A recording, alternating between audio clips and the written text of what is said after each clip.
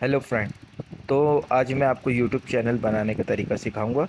लेकिन उससे पहले आपको एक जीमेल आईडी नई बनानी होगी। तो जो मैंने अपनी पिछली वीडियो में आपको बताई थी, उसका लिंक मैं आपको आई बटन में दे दूंगा। तो आप ज़रूर उस वीडियो को देखिएगा, तो आपको आईडी बनानी आ जाएगी। तो सबसे पहले आपको यूट्यूब में जाना है और यूट्यूब के आइकन को क्लिक करना है, फिर ये अपनी आईडी को क्लिक करना है। उसके बाद आपको ये इस कोने साइड पर बटन को क्लिक करके अपनी उस आईडी को सिलेक्ट कर लेना है जो आपने नई बनाई है।